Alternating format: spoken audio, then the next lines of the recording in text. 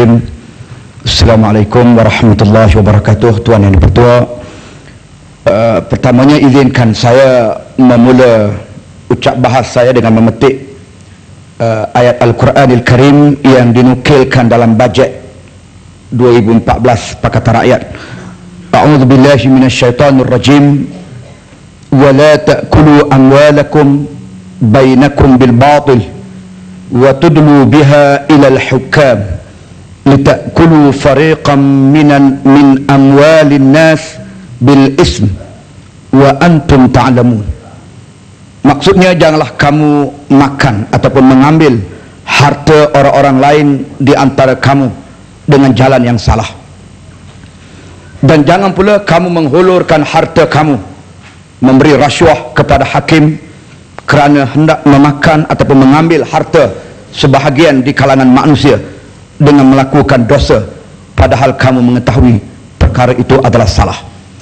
Ayat yang saya baca ini menekankan perihal kewajipan kita untuk memastikan rezeki yang kita cari tidak ada unsur yang haram yang menyebabkan berlakunya ketidakadilan pada pemerolehan sumber dan juga pembelanjaan harta, sekaligus dia akan menghilangkan keberkatan. Tuan Dipertua, terlebih dahulu saya menyokong penuh ucapan semalam yang berhormat daripada Marang yang membahaskan bajet 2014 ini dengan memberikan penekanan dalam aspek kematangan demokrasi, sementara juga itulah yang menjadi intipati ucapan sulung saya di Dewan yang mulia ini sewaktu menjunjung kasih ucapan yang di-Pertuan Agong tempoh hari, termasuk juga mengutamakan keselamatan dan juga kesejahteraan rakyat serta menjelaskan tentang bahaya hutang akibat ketirisan dan pemborosan kerajaan yang akhirnya memangsakan rakyat melalui cukai yang pelbagai dalam negara kita. Sebagai menghormati keluhuran perlembagaan dan juga prinsip federal di negara kita ini, suka saya tegaskan bahawa agihan peruntukan perlulah adil dan saksama tanpa menganaktirikan negeri dan juga kawasan parlimen yang dipimpin oleh Pakatan Rakyat seperti Temeloh dan lainnya. Sebelum saya membahas selanjut, suka saya terlebih dahulu menarik perhatian ahli yang berhormat tentang format perjawatan Menteri Keuangan di negara kita. Kerajaan telah rekodkan bajet defisit selama 17 tahun dengan sasaran defisit 3% pada tahun akan datang 2015 dan sifar defisit pada tahun 2020. Ianya kebetulan sejak format perjawatan Menteri Keuangan ini dipegang oleh individu yang sama sepanjang tempoh itu, bermula daripada Tun Dr. Mahathir, Tun Abdullah Ahmad Badawi, dan sekarang Yang Amat Berhormat Perdana Menteri sekarang. Format ini, Tuan Dipertua, tidak bertepatan dengan prinsip urus tadbir yang transparan dan juga accountability, kerana tiada seorang pun ketua pegawai eksekutif CEO yang memegang jawatan dalam masa yang sama sebagai ketua pegawai keuangan CFO. Sama juga kalau kita tengok dalam persatuan, pengurusi persatuan dalam masa yang sama pegang bendahari persatuan tersebut. Ini tidak berlaku. Bagaimana mungkin seorang yang mengeluarkan arahan perbelanjaan dan individu yang sama nantinya akan meluluskan pembelanjaan itu? Ini bukan lagi prinsip check and balance, tetapi dia sudah menjadi satu prinsip check book balance, iaitu baki buku cek. Tuan Dipertua, saya cadang beginilah, jawatan Perdana Menteri Keuangan ini diserahkan kepada timbalan Perdana Menteri, yang saya kira orang yang paling dipercayai oleh Perdana Menteri, yang juga timbalan Presiden UMNO, dan saya jangka kebetulan pula menang tanpa bertanding tempoh hari. Saya jangka Perdana Menteri tidak lagi sangsi dan tidak lagi bimbang untuk menyerahkan tanggungjawab dan amanah ini kepada timbalan Perdana Menteri. Tuan Dipertua, saya melihat dalam kegairahan mengumpul kekayaan, aspek akhlak dan syariah semakin hari semakin dilupakan. Dan keadaan ini menyebabkan berlakunya risiko hilang keberkatan dalam pengurusan ekonomi negara. Tuan Dipertua, melalui Convention ataupun melalui satu wacana konvensional, pertumbuhan ekonomi bergantung penuh kepada faktor, antaranya faktor nilai tambah serta kesan multiplier yang terhasil melalui instrumen polisi fiskal dan juga monetary. Secara mudahnya fenomena ini boleh kita sebut sebagai rumusan 1 tambah 1 dia jadi 3 ataupun lebih. Dalam Islam, kesan nilai tambah ataupun juga kesan berganda ini, multiplier dan juga penagihan kekayaan, secara amnya boleh dirumuskan sebagai satu nilai keberkatan dalam pengurusan ekonomi. Dan soal keberkatan ini banyak dibincang dalam Al-Quranil Karim. Antaranya Allah sebut, walau anna ahlal qura amanu wattaqau lafatahna alaihim barakatin minas samai wal ard walakin kadzabu fa'akhadnahum bima kanu yaksibun. Jikalau sekiranya penduduk negeri-negeri ini beriman dan bertakwa kepada Allah, pastilah kami akan limpahkan kepada mereka berkat daripada langit dan bumi dalam bentuk kemakmuran dan murah rezeki. Tetapi malang mereka mendustakan ayat-ayat kami, maka kami seksa mereka dengan kemiskinan dan kekacauan disebabkan dengan perbuatan mereka itu. Jadi pertua, Malaysia ni kebetulannya diakui oleh pertubuhan bangsa-bangsa bersatu sebagai sebuah negara yang mempunyai sumber hasil yang begitu tinggi. Sebetulnya tidak mudah, tidak sukar untuk kita mengakui hakikat itu, kerana sememangnya Malaysia ini telah memiliki tanah yang subur, iklim yang stabil, kekayaan hasil bumi, hasil galian yang banyak, mempunyai kawasan tanah tinggi, mempunyai pesisiran pantai yang begitu panjang, kedudukan geopolitik yang strategik dalam laluan semula jadi perdagangan antarabangsa, serta kelompok penduduk yang berbudaya dan juga produktif. Tidak menghairankanlah Malaysia ini kalau kita lihat mampu mewujudkan kepelbagaian industri,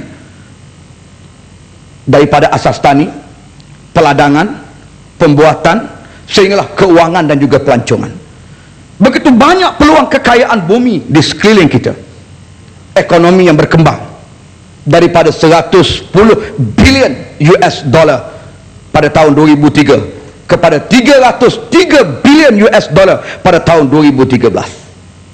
Persoalannya, mengapa keluhan rakyat mengenai perbelanjaan harian dan juga kos sara hidup semakin hari semakin kuat kedengaran dalam negara kita? Mengapa kedudukan fiskal negara begitu lemah? Dihimpit pula dengan hutang yang begitu besar, sehingga ianya merupakan satu angka yang sangat tinggi, walaupun pelbagai cukai telah dikenakan, pelbagai levy dan charge dikenakan daripada segenap segi. Jadi pertua, saya dengan itu mahu mencadangkan pada hari ini 4 agenda fundamental untuk mewujudkan ekonomi berkat yang sepatutnya membentuk kerangka bajet 2014 negara kita, dan saya harap ianya mendapat perhatian daripada pihak pemerintah. Janganlah kerana ini suara datang daripada pembangkang maka dia ditolak kerana dianggap hanya tahu membangkang, tetapi kiranya ambil perhatian di atas perkara-perkara yang positif untuk kebaikan bersama negara dan juga rakyat.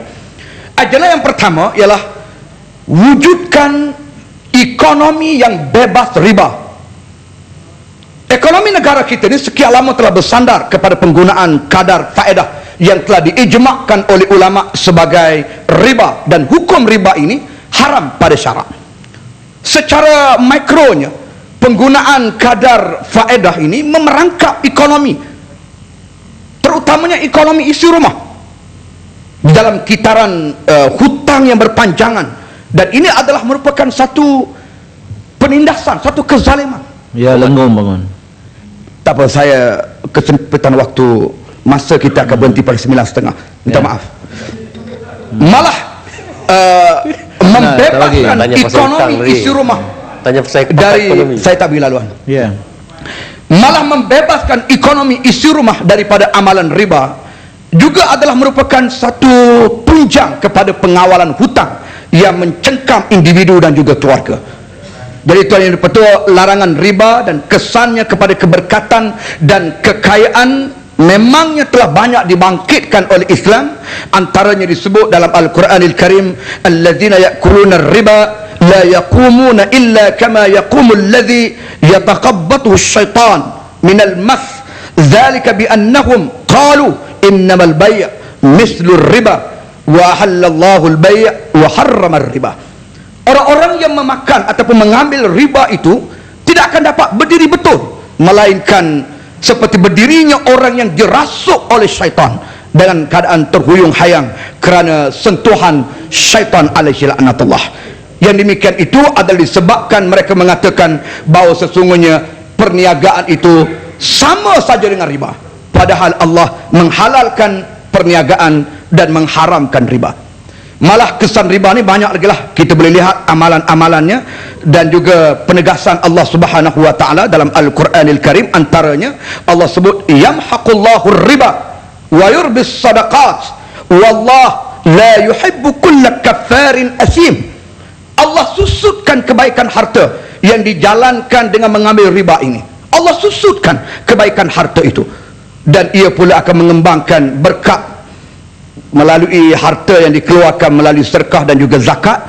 Dan Allah sebenarnya tidak suka kepada tiap-tiap orang yang kekal terus dalam kekufuran dan selalu melakukan perbuatan dosa. Dan yang pertama, perhatikanlah peringatan Allah ini. Peringatan Allah ini berkait dengan penyusutan harta akibat daripada mengamalkan sistem ribawi. Artinya riba ini akan mengurangkan keberkatan, malah merencatkan pertumbuhan ekonomi dalam negara kita. Oleh kerana itu, sekiranya kita mahu keberkatan itu hadir, maka dalam sistem ekonomi kita, muamalah kita, maka pemerintah dan juga masyarakat perlulah serius membebaskan ekonomi daripada cengkaman riba dan juga menggalakkan perdagangan yang subur tanpa amalan ribawi ini. Itu pertua, itu agenda yang pertama. Sementara agenda yang kedua ialah program pengurusan hutang negara. Sebagai mewakili kelompok anak muda negara, saya lahirkan kebimbangan terhadap masalah hutang kerajaan dan juga hutang isi rumah yang semakin hari semakin meningkat. Defisit terus menjerut hutang kerajaan ke paras 55% KDNK. Dan ini akan menghakis daya tahan ekonomi dan juga dana negara untuk diwarisi oleh generasi muda yang akan datang. Hutang isi rumah melepas di paras 70% KDNK dan sudah hampir 85% KDNK. Ini adalah kesan asakan daripada kos sara hidup serta tekanan kenaikan harga barang, harga kereta, harga rumah yang semakin mahal pada hari ini. Satu kajian ekonomi anak muda yang dijalankan kebetulan oleh salah seorang daripada Esko Dewan Pemuda PAS Malaysia yang menyebut bahawa paras umur masyarakat ada rakyat dalam negara kita yang mula berhutang dan risiko menghadapi muflis di kalangan rakyat Malaysia semakin hari semakin muda daripada generasi ke generasi. Artinya hari ini kebangkraban dan juga menanggung hutang yang begitu banyak telah mula dirasai dan dibebani oleh anak-anak muda ataupun generasi muda. Itu yang pertama. Pembentangan bajet 2014 saya kira mengecewakan kerana kerajaan tidak mengumumkan langkah yang konkret untuk menangani hutang negara. Selain daripada meletakkan beban kelangsungan biaya kerajaan ke atas rakyat melalui program percukaian seperti GST dan lainnya. Tidak ada. Di dalam Islam, hukum hutang ini memang harus. Tetapi apabila ia berlebihan dan dia menjadi satu ketagihan, ianya akan menjadi punca tidak stabil ekonomi kita dan menjadi punca keresahan dan hilangnya keberkatan dalam proses muamalah ataupun urusan ekonomi dan juga urusan pengurusan dana dalam negara kita. Buktinya, hutang fiskal kita terus meningkat dalam kadar yang sangat membimbangkan. Pada tempoh 1970 hingga tahun 2000, hutang kita meningkat sehingga lebih sedikit daripada 100 juta ringgit. Daripada tahun 2000 sehingga tahun 2012, iaitu dalam tempoh 12 tahun sahaja, hutang kita meningkat mendadak daripada 100 juta ringgit kepada 420 juta ringgit. Ini pertua. Dikala Perdana Menteri pernah berkata rakyat ketagih subsidi, hari ini rakyat pula melihat kerajaan ketagih hutang. Ini Ini persoalan yang sedang berlaku. Mengikut rekod sejak 1970, Malaysia mengamalkan bajet defisit setiap tahun kecuali hanyalah untuk sebahagian kecil pada tahun-tahun 90-an. Dan itu tidak cukup setakat itu. Saya lihat saban tahun termasuklah tahun 2013, kerajaan masih lagi memohon peruntukan tambahan secara puratanya dalam lingkungan antara 7 ke 10 bilion ringgit setahun. Bukankah ini merupakan satu ketagihan kepada hutang? Peringatan Nabi sallallahu alaihi wasallam, Allahumma inni a'udzubika minal ma'sam wal maghram. Ya Allah, kata Nabi, aku berlindung daripadamu daripada dosa dan hutang. Lalu Nabi SAW ditanya, ma aksara ma tasta'izu minal maghram?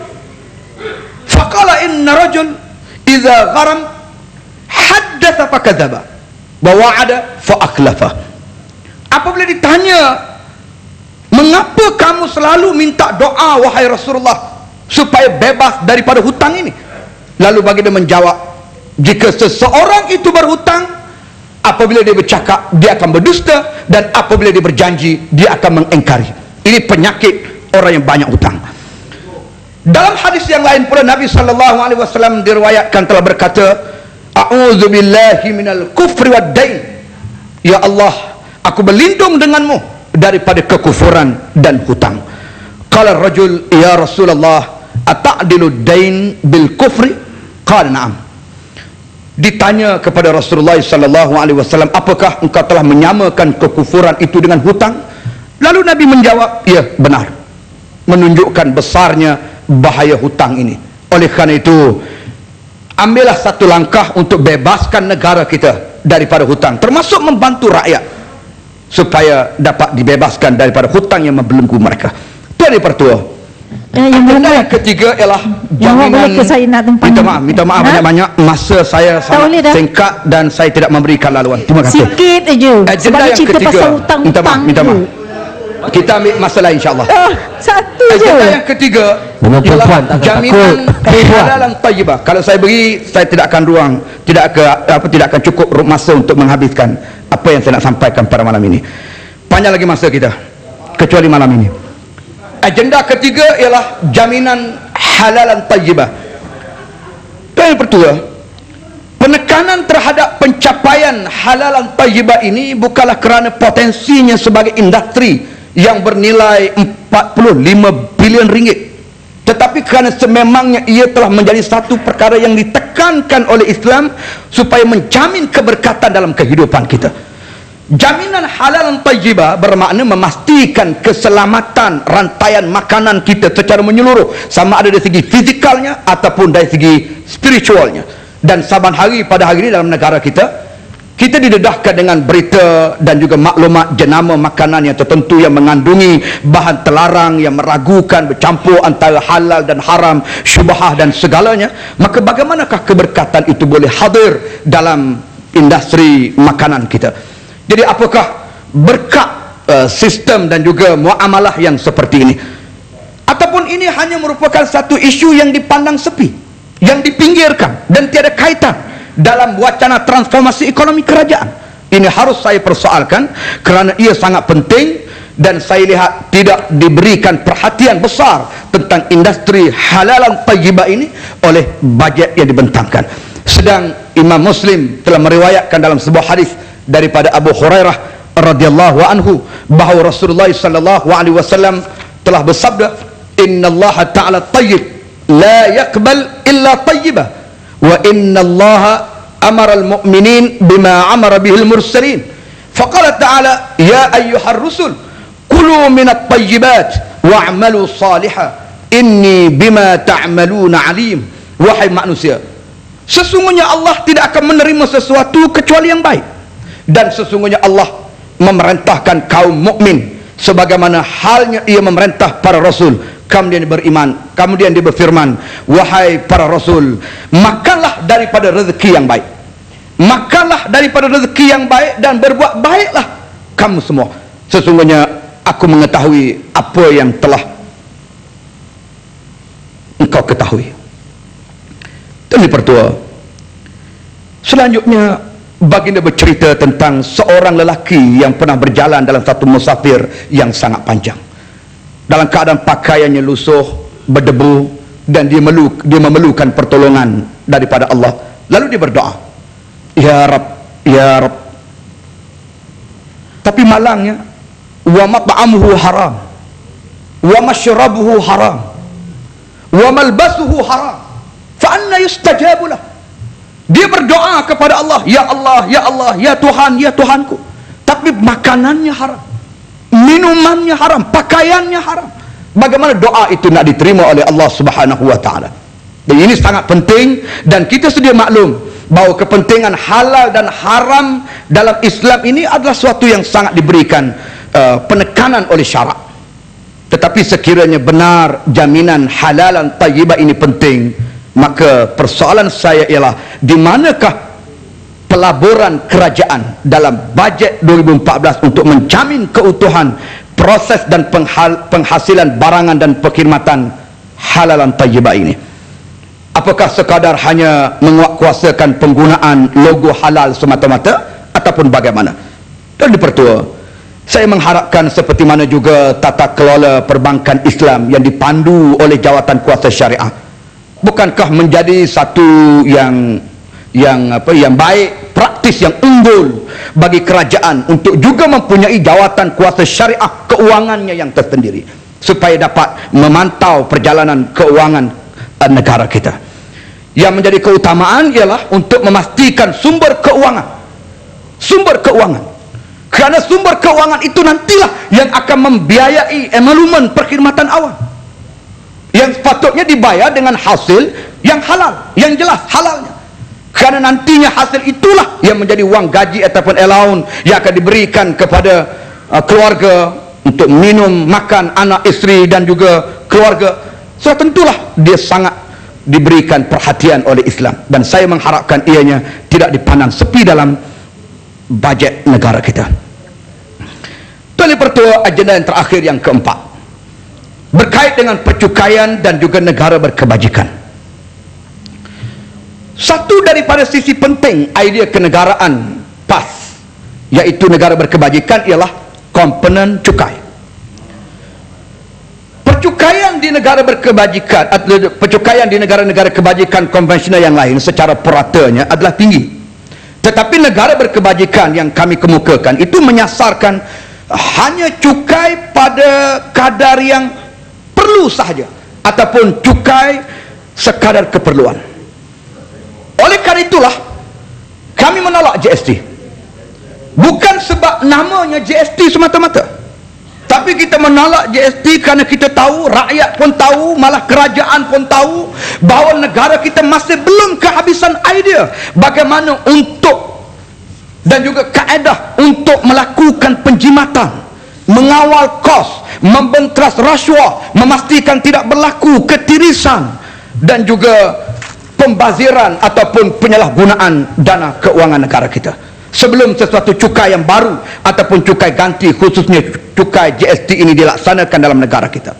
Tuan-tuan Pertua, pemerintah perlu sedar bahawa cukai yang dilakukan ini cuma perlu di dalam keadaan terpaksa. Tetapi malang bagi pemerintah, cukai seperti GST pada hari ini telah menjadi sumber baru pendapatan dan kekayaan negara. Inilah yang dikatakan sebagai berniaga dengan rakyat, yang disebut sebagai berniaga dengan rakyat. Satu sudut memang kita lihat kerajaan memberi, dia beri BRIM, voucher buku dan sebagainya. Tapi kita perlu sedar, itu adalah pemberian daripada sumber yang dipungut daripada rakyat. Setelah pendapatan rakyat diambil oleh kerajaan melalui cukai ataupun cukai pendapatan, sebagaimana disebut oleh Shah Alam pada awal tadi. Sekarang kerajaan nak ambil lagi, nak ambil pula daripada rakyat melalui pembelanjaan rakyat dengan menggunakan GST ini. Sudahlah, sebelum daripada ini rakyat berdepan dengan pemotongan subsidi bahan bakar petroleum, pemotongan subsidi gula, ya, temuluh boleh gulung dan sebagainya.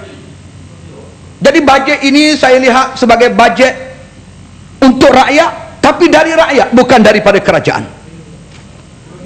Dia bagi kepada rakyat apa yang dia ambil daripada rakyat.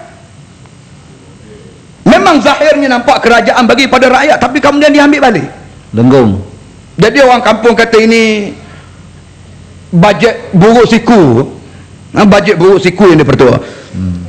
Jadi akhirnya saya ingin menegaskan bahawa Tuan Yang Pertua, selayaknya lah sebelum GST dikenakan ke atas rakyat, yang pertama siasat dulu dan bawa kepada pengadilan mereka yang menyebabkan kehilangan saham-saham peruntukan Bumi Putra yang berjumlah 52 bilion ringgit, yang mana jumlah ini pastinya ada di satu tempat, dan kembalikan semula kepada khazanah rakyat. Itu yang pertama. Yang kemudian keduanya ialah membuat pemotongan, sebagaimana rakan-rakan saya daripada Pakatan Rakyat banyak mencadangkan pemotongan, antaranya penggunaan jet peribadi kerajaan yang melibatkan perbelanjaan 104 juta ringgit dalam masa 3 tahun.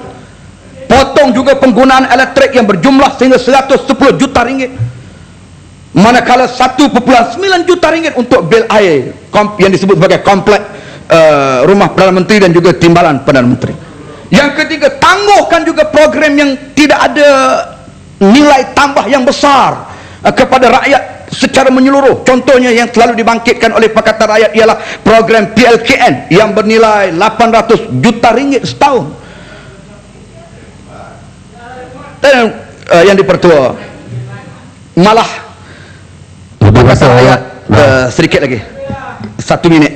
Pakatan Rakyat dalam bajet alternatifnya telah menyasarkan perkhidmatan sehingga 30 bilion ringgit untuk biaya kerajaan. Dengan jumlah sebesar itu, yang berhormat, apalagi keperluan cukai baru seperti GST yang cuma hanya akan membebankan rakyat. Jadi oleh kerana itu saya mengharapkan, marilah sama-sama kita mengambil satu contoh sebagai penutup. Imam Nawawi rahimahullah pernah satu ketika dia telah membayar satu harga yang besar, harga kebebasan dirinya, sewaktu dia membantah Khalifah Al-Walid yang cuba untuk mengambil ataupun mengenakan cukai ke atas rakyat. Dia bantah kerajaan, akhirnya dia dipenjara kerana dia minta supaya Khalifah Al-Walid sebelum mengambil cukai ke atas rakyat terlebih dahulu mencairkan harta-harta khalifah yang begitu banyak di istana mereka.